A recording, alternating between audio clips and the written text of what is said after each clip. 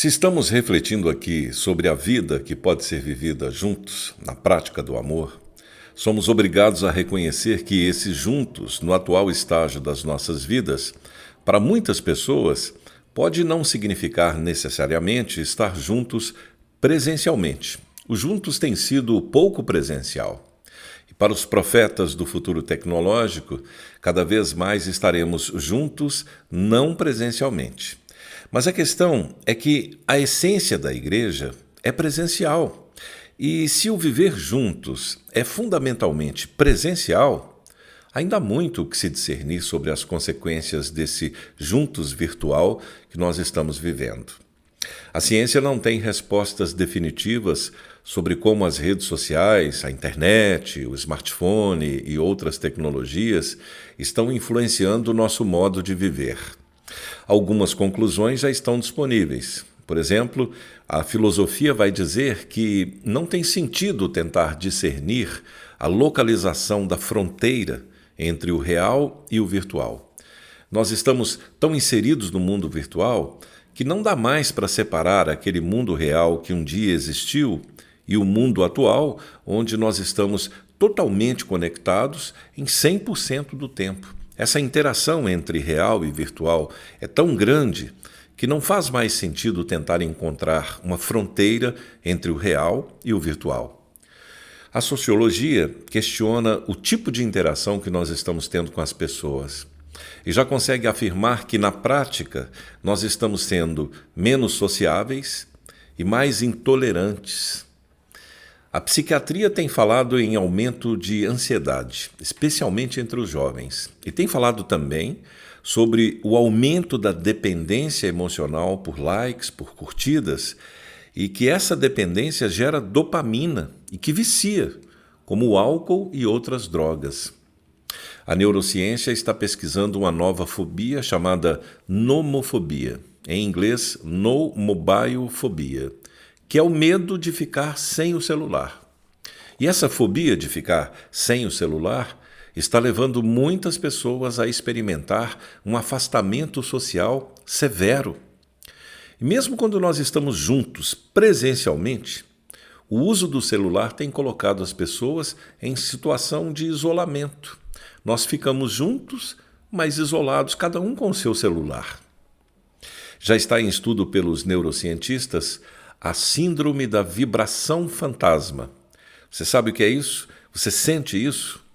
É o seguinte, essa síndrome da vibração fantasma é quando você está com o seu celular no bolso e você sente como se o celular tivesse tocado. Aí você pega o celular do bolso e percebe que o celular não tocou, mas você sentiu que tocou.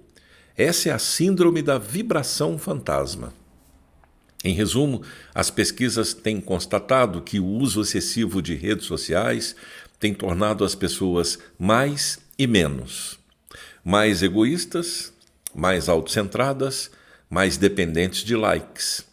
E com menos empatia, menos capacidade de ouvir, de se concentrar, menos memória e menos produtividade. É claro, meus irmãos, que a Bíblia não fala diretamente sobre esses sintomas da modernidade, mas há muito conteúdo bíblico que pode nos ajudar a ter discernimento, a encontrar pontos de equilíbrio, para que nós possamos experimentar a vida que podemos viver juntos na prática do amor.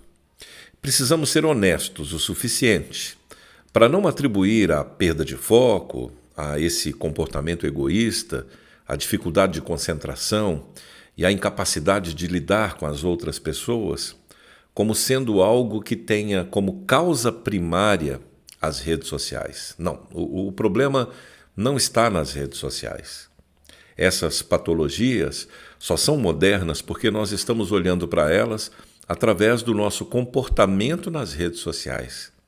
Mas o que nós estamos vendo são os efeitos e não as causas. Na origem dessa enfermidade que a ciência já está identificando, está o ser humano. As redes sociais somente potencializam os efeitos. As redes sociais, elas possibilitam que as outras pessoas possam ser atingidas mais rápido.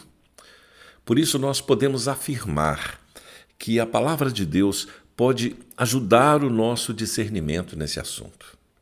E como nós estamos refletindo sobre a vida que podemos viver juntos, à luz do Evangelho de João, eu quero te convidar a uma leitura do capítulo 7, para tentar extrair desse capítulo algo que possa esclarecer a nossa reflexão.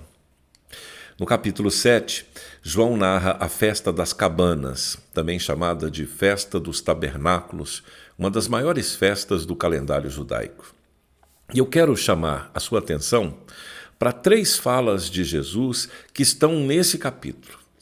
Uma fala de Jesus acontece antes da festa, a outra durante a festa e a outra no último dia da festa. E a proposta que eu te faço é rever estas falas de Jesus e refletir sobre o modo de agir que tem marcado o nosso tempo. E se não estamos falando apenas de tecnologias, mas da maneira como nós estamos agindo a essas tecnologias, vamos à palavra de Jesus para obter dele o ensino que todos nós precisamos. A primeira fala, ela está no versículo 6. Jesus diz o seguinte: para mim, ainda não chegou o tempo certo. Jesus diz essas palavras para os seus irmãos. Os irmãos estão se preparando para ir à festa em Jerusalém e os irmãos de Jesus querem que ele vá à festa. E eles querem isso para que os discípulos vejam as obras que Jesus está fazendo. E dizem a Jesus que ninguém que deseja ser reconhecido age em segredo, pois se Jesus estava fazendo o que estava fazendo, ele devia se mostrar ao mundo. É assim que os seus irmãos estavam pensando. O curioso é que no versículo 5, nós vemos que os irmãos de Jesus, naquele momento do seu ministério terreno, eles não acreditavam em Jesus. E a pergunta é, por que os irmãos de Jesus não acreditavam nele? O texto ele não traz uma resposta a essa pergunta, mas os irmãos estão raciocinando com o sucesso da missão de Jesus. E esse sucesso seria medido por fama, pela aparência das obras, pelos feitos de Jesus. Por isso eles dizem a Jesus que quem quer ter fama não pode fazer as coisas escondido, tem que se mostrar. E Jesus responde falando de kairós, de tempo oportuno, tempo certo. Ele diz que o tempo dele ainda não havia chegado. Há um componente de fama e de sucesso nesse ambiente das redes sociais. Vamos pensar sobre isso. Nas redes sociais, os famosos surgem quase que instantaneamente.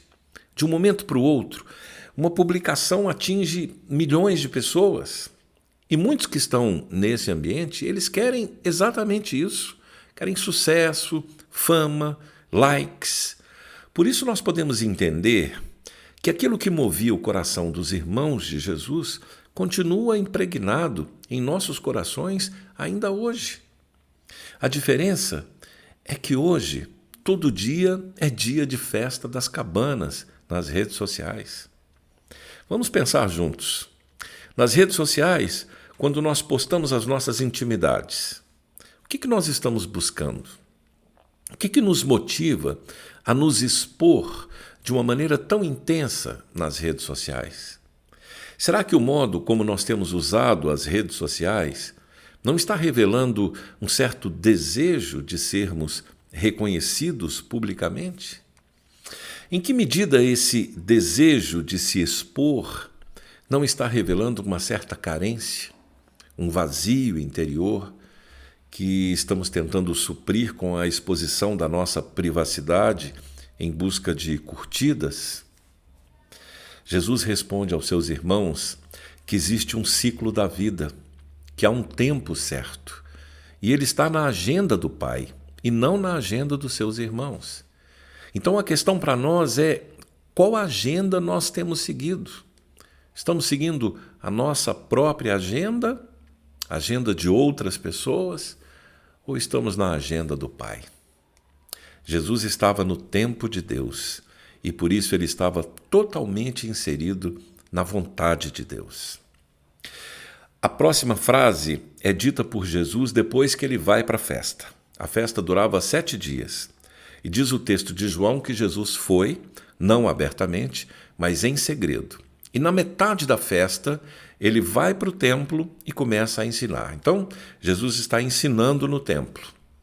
Muitos ficam admirados, sem saber de onde vem a sabedoria de Jesus, enquanto outros não acreditam nele, começam a discutir com ele.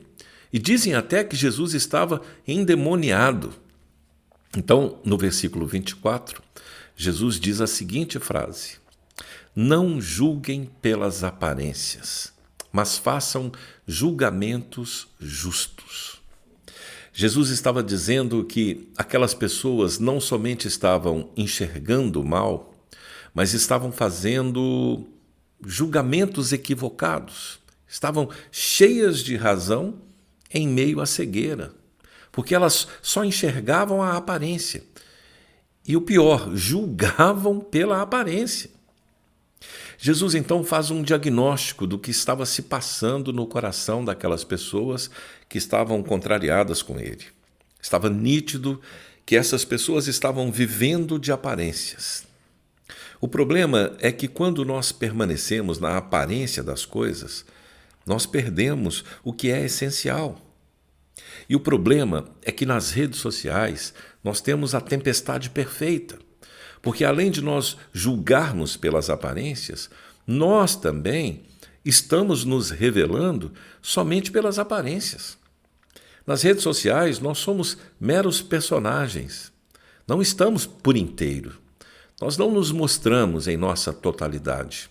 Só mostramos um lado das nossas vidas. O lado da diversão, da festa, do sorriso.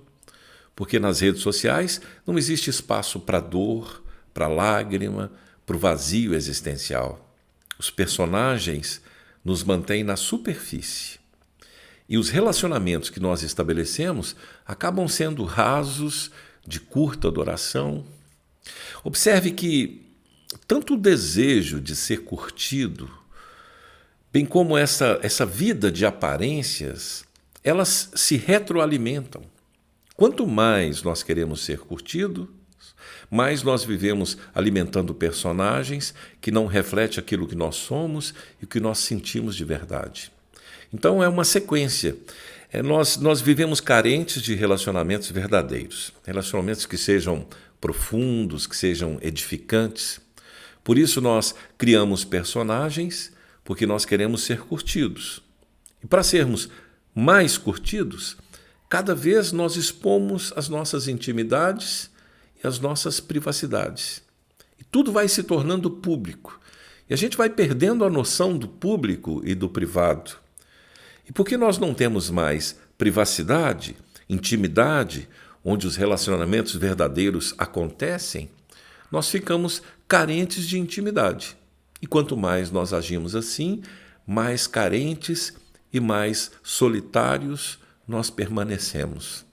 É um círculo vicioso de deterioração que tem afetado a nossa capacidade de desenvolver relacionamentos verdadeiros. E assim nós nos tornamos mais individualistas e, ao mesmo tempo, mais solitários. Por isso, Jesus vai direto ao ponto. Permanecer nesse espaço de aparências compromete a nossa capacidade de julgar de modo adequado. E pode ser que isso já esteja acontecendo comigo e com você também. Vamos agora para o último dia da festa. Os líderes religiosos estão possessos, porque muitas pessoas estavam acreditando em Jesus, e por isso eles tentam prender Jesus. Mas a tentativa não dá certo. E aí os líderes religiosos vão chamar aquelas pessoas que estavam crendo nele de ralé maldita. Para os mestres da lei, o mundo estava dividido em 2 grupos. De um lado estavam eles, os mestres da lei, autossuficientes, capazes de distinguir entre o bem e o mal. E do outro lado estava a ralé maldita, que tinha sido enganada por Jesus. A festa das cabanas tinha uma cerimônia no último dia que lembrava as águas que brotaram da rocha quando os israelitas estavam vagando pelo deserto. Então um sacerdote ia até o tanque de Siloé com um jarro de ouro, pegava a água, levava essa água até o templo e derramava sobre o altar, agradecendo a Deus pela provisão no deserto. Jesus então se levanta e diz em voz alta a terceira frase: Se alguém tem sede, venha a mim e beba. Jesus promete saciar a sede. E o próprio Jesus é essa fonte, porque ele diz: venha a mim. Ele já tinha dito a mesma coisa para a mulher samaritana, deixando claro que esse ir até ele significa crer nele. E esse crer nele significa seguir os seus passos. Jesus é aquele que supre. Jesus é aquele que mata a sede, que satisfaz.